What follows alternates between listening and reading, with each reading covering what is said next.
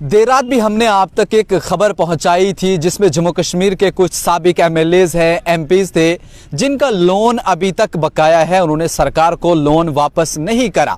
ऐसे में जब आम शहरियों की बात की जाए, अगर वो लोन वापस नहीं करते तो उनके साथ बैंक क्या कुछ करता है। लेकिन वहीं अगर हम इतने बड़े ओहदों पर रहने वाले एमएलए, एमएलसीज या बाकी एमपीज अपने वक्त में अपने दौरे इक़्तिदार में रहे, लेकिन सरकार की तरफ से उन्हें अगर लोन दिया गया उन्होंने वो वापस नहीं किया। इस सब चीज़ पे हमारे साथ इस वक्त बात करने के लिए मौजूद हैं सीनियर एडवोकेट शेख शकील साहब। सर, बहुत बहुत शुक्रिया अपना कीमती वक्त देने के लिए। आपका भी बहुत बहुत शुक्रिया। सर, थोड़ा सा बताइएगा, जिस तरह से ये खबर अब गर्दिश कर रही है और कहीं न कहीं कुछ लीडर्स की तरफ से सफाई भी आई कि हमने तो सूद समेत वो लोन वापस भी किया, फिर भी हमारा नाम जो है वो मीडिया क्यों ऐसे उछाल रही है? और जहां तक हमने देखा उसमें आपका नाम भी है कि आपने ही वो याचिका जो है वो दायर की थी। किस तरह इस पूरे मामले को आप देख रहे हैं? ऐसा है कि मैंने सूचना के अधिकार के तहत, जिसे हम कहते हैं राइट टू इन्फॉर्मेशन एक्ट के तहत, एक मैंने दरख्वास्त जो है असम्बली सेक्रेटेरिएट में दी थी कि आप ये बताइए कि जो लास्ट लेजिस्लेटिव असम्बली थी जम्मू कश्मीर की, उसमें से जो उनके अरकान थे, जो मेंबर्स थे, कितने एमएलएस थे जिन्होंने हाउसिंग लोन जो है वो अवेल किया है। तो अल्टीमेटली मेरी आरटीआई के ऊपर असम्बली सेक्रेटेरिएट के जो सीपीआईओ हैं उन्होंने मुझे जवाब अरसाल किया।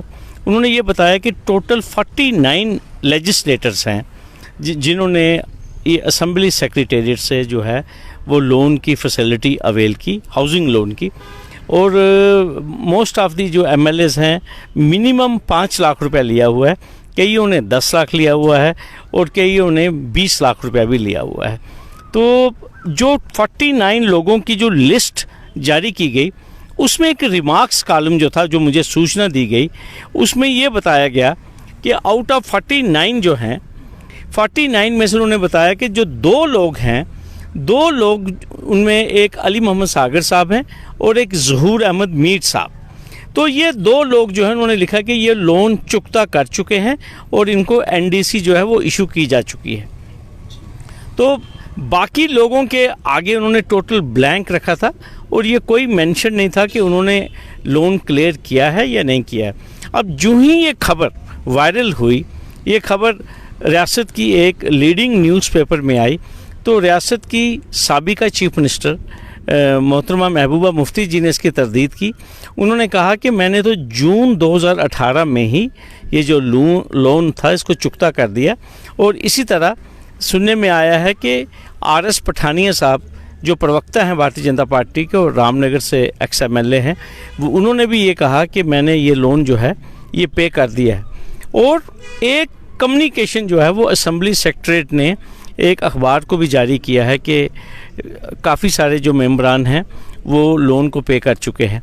लेकिन मुझे एक चीज़ की जो अभी तक समझ नहीं आई कि अगर रिमार्क्स कॉलम में आउट ऑफ 49 2 लोगों के बारे में ये शेयर किया गया कि वो लोन चुकता कर चुके हैं, तो क्या वो उसमें नहीं लिख सकते थे कि पठानिया साहब भी दे चुके हैं और मैडम महबूबा मुफ्ती भी दे चुकी हैं? और सुनने में आया कि डॉक्टर निर्मल सिंह भी क्लेम कर रहे हैं कि मैं भी पे कर चुका हूं। तो ये मुझे समझ नहीं आई कि असम्बली सेक्रेटरीट ने या तो मुकम्मल इन्फॉर्मेशन देनी चाहिए थी। तो अभी भी वो खुलकर सामने ये आ नहीं रहे हैं। अखबार को एक चिट्ठी लिखी है कि काफ़ी सारे मेंबरान जो हैं वो इस लोन को चुकता कर चुके हैं। मेरा मकसद यही था इस आरटीआई को करने का, ताकि जम्मू कश्मीर के अवाम को ये बताया जाए कि बहुत ही आसान शराइत के ऊपर जो हैं हमारे ये जो पब्लिक रिप्रेजेंटेटिव्स हैं, ये 1 या 3% इसके ऊपर कोई सूद है। इसी वजह से तमाम लोगों ने ये लोन जो है वो अवेल किया। और इससे ये पता चलता है कि मैक्सिमम लोगों के अपने रिहायशी घर हैं। और जैसा कि आप बखूबी मालूम है कि हाई कोर्ट में एक मुफादे आम की रिट पिटीशन चल रही है, जिसमें हम यही गुहार लगा रहे हैं कि जब इनके अपने ज़ाती मकान हैं, इन्होंने लोन भी लिए हुए हैं, तो फिर ये सरकारी बंगले क्यों नहीं छोड़ रहे हैं? ये भी एक मकसद था इस आरटीआई को मूव करने का। और हाँ, खासकर अगर पिछले दिनों की अगर हम बात करें, जब वो खबर भी हमने की थी कि बहुत से ऐसे लोग हैं जिन्हें अब उससे बेदखल किया गया था। शुरुआत की अगर हम बात करें तो महबूब मुफ्ती के पास भी थी कश्मीर में, उन्होंने भी खाली कर दिया। लेकिन और भी उसमें स्टेट डिपार्टमेंट ने बाद में कहा कि कुछ लोगों का रिकॉर्ड जो है वो हमारे पास नहीं है। कुछ लोगों ने कहा कि जब हमने दिया था ऑफिस के लिए दिया था और आगे वो किसी और को दिया गया है। बंदर बांट है जी। मैं आपको साफ बात ये कहूँगा, मुझे ये कहना नहीं चाहिए, बार बार मैंने ये चीज़ कही है कि ये जो एकोमोडेशंस होती हैं, जो लोग इन पावर हों, जब वो अपनी पोजीशन पे हों। देखिए, एमएलए हॉस्टल जो है वो एमएलए जो सिटिंग है, जो एग्जिस्टिंग है, ये उसके लिए। ये नहीं है कि एक बार जिसको अलाट हो गया वो पूरी उम्र उसी एमएलए हॉस्टल में बैठेगा। आप देखिए, मैं बार बार कहता हूँ कि ज़ाती मकान है यहाँ लोगों के। कविंदर गुप्ता जी का एक्सेल्शियर लेन में अपना घर है, लेकिन वो 4A स्पेशल कोठी गांधीनगर में बैठे हुए हैं। अभी हाई कोर्ट ने उनको मेरी एक एप्लीकेशन पे गवर्नमेंट को कहा है कि वेरीफाई करे। मैंने gift deed place on record की है। तो सरकार जो है, मैं बार बार कहता हूँ कि यहाँ जम्मू कश्मीर में 2 कानून हैं।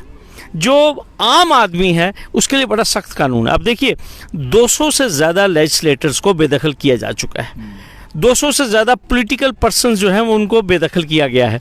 लेकिन ये 47 लोग हैं, जिनमें से अभी 4 लोग जो हैं, अभी बाली भगत, शमशेर सिंह मनहास, अब्दुल रहीम राथर और x mayor GMC Chandra Mohan Gupta जो हैं उनको बेदखल किया गया। लेकिन अभी भी 43-44 के करीब लोग हैं, जिनमें हमारे साबिका वज़ीर आला गुलाम नबी आज़ाद साहब हैं, साबिका हमारे deputy chief minister Muzaffar Hussain Baig हैं, GM सरूरी साहब हैं, हमारे रविंदर शर्मा जी जो कांग्रेस के प्रवक्ता हैं, सुनील शर्मा जो एक्स मिनिस्टर किश्तवाड़ से आते हैं, रविंदर रैना जो भारतीय जनता पार्टी के सदर हैं, नीलम लंगे, दिलीप सिंह। टोटल मैं आपको कह रहा हूँ कि ये 40-44 लोगों की लिस्ट है। बड़ी लंबी फहरिस्त है। आप देखिए कि बार बार हाई कोर्ट ने भी, जिसे मैं कहूँगा कि दबाव बना के रखा हुआ है, लेकिन अब ये चाहते हैं कि यहाँ हाई कोर्ट से ही इनका बेदखली का आर्डर हो, शायद उसी का इंतज़ार कर रहे हैं। क्योंकि अगर देखा जाए तो हर किसी को इंतज़ार रहता कि कोर्ट के फैसले से बड़ा कोई फैसला नहीं होता है। सब लोग जो है वो इंसाफ की गुहार भी यहीं लगाते हैं आकर के। लेकिन फिर भी अगर यहाँ के ऑर्डर्स उन लोगों तक पहुँचते हैं, फिर भी वो इन ऑर्डर्स को नहीं मानते हैं। ये क्या है? देखिए, बार बार मैं आपको एक चीज़ कहूँगा, हाई कोर्ट की तरफ से क्लियर डायरेक्शंस हैं और उसके बाद फिर एक कंक्लूडेड जजमेंट है, court of its own motion versus government of Jammu and Kashmir. फरवरी 2021 में फाइनल ऑर्डर है जम्मू कश्मीर के चीफ सेक्रेटरी को, जम्मू कश्मीर के सेक्रेटरी स्टेट को, डायरेक्टर स्टेट्स को, कि आप इमीडिएटली तमाम लेजिस्लेटर्स को, जो एक्स लेजिस्लेटर्स हैं, इनको आप अविक्ट कर लीजिए। लेकिन जम्मू कश्मीर की जो सरकार है, जो कि LG इंतज़ामिया है, इसको कोई रिस्पेक्ट नहीं है जो कंक्लूडेड जजमेंट है high court of Jammu and Kashmir की। और आप मुझे एक चीज़ बताइए, अगर हाई कोर्ट के, अगर अदालत आलिया के आर्डर जो हैं वो जम्मू कश्मीर सरकार नहीं मानेगी, तो फिर तो यहाँ अनारकी हो जाएगी। इससे कहते हैं। तो क्या उम्मीद रख रहे हैं आप आने वाले कल में, अगर इसी तरह का होता रहा कि अगर इतने बड़े ओहदों पर रहने वाले लोग कोर्ट के आर्डर नहीं मानेंगे, तो आम जनता पे जो दबाव बन रहा है उसका क्या होगा? देखिए, बात चल रही है बदलते जम्मू कश्मीर की। ये कौन सा जम्मू कश्मीर है जिसमें अदलिया के जो आर्डर हैं वो नहीं माने जाएंगे? आप देखिए हमारी हाई कोर्ट की पोजीशन क्या है इस वक्त। मेन केसेस से ज़्यादा जो वो हैं कंटेम्प्ट पिटिशंस हैं, मानता ही नहीं है ब्यूरोक्रेट आर्डर को।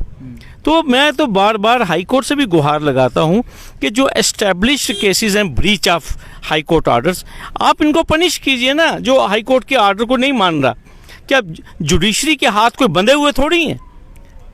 कोई खुदा ना खास्ता कोई अभी यहाँ कोई कॉन्स्टिट्यूशनल ब्रेकडाउन नहीं हुआ अभी हमारी इस यूटी में। तो जब हाँ अदालत आलिया के फैसले नहीं माने जाएंगे, लोगों का विश्वास कम हो जाएगा अदलिया के ऊपर भी। मैं सिर्फ यही बात कहूँगा। चलो फाइनली एक बार आखिरी सवाल मेरा आपसे रहेगा, जिस तरह वो लोन वाले जो लोग रहे हैं, MPs हैं या डिप्टी CM हैं या CM रह चुके हैं, उन्होंने वो नहीं पे किया है। अब आने वाले कल में आपने तो RTI की, उसके बाद जो आपको मिला, अब आपका भी अगला क्या कदम रहेगा इसके ऊपर? देखिए, हम तो हमेशा जब भी इंफॉर्मेशन हमारे पास आई है, हमने वो जेब में नहीं रखी। आपको मालूम है, जिस दिन मुझे इन्फॉर्मेशन आई है मैंने immediately I have shared with the public, I have shared with the media. अब इंशाल्लाह जो भी कानूनी स्टेप्स होंगे वो हम आगे लेंगे।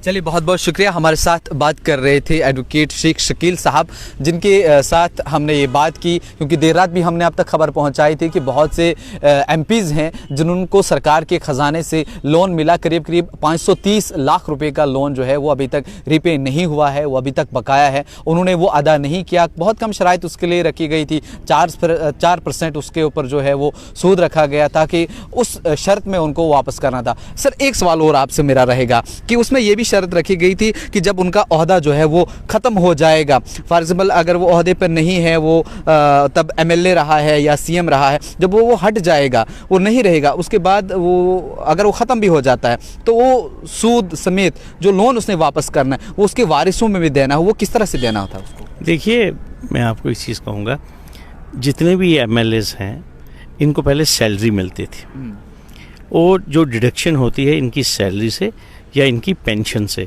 वो एक पूरा मैकेनिज़्म है। जिस तरह आप कोई गाड़ी का लोन लेते हैं तो उसकी महीने की एक मंथली इंस्टॉलमेंट होती है, इसी तरह इस लोन को रीपे करने के भी इंस्टॉलमेंट्स हैं।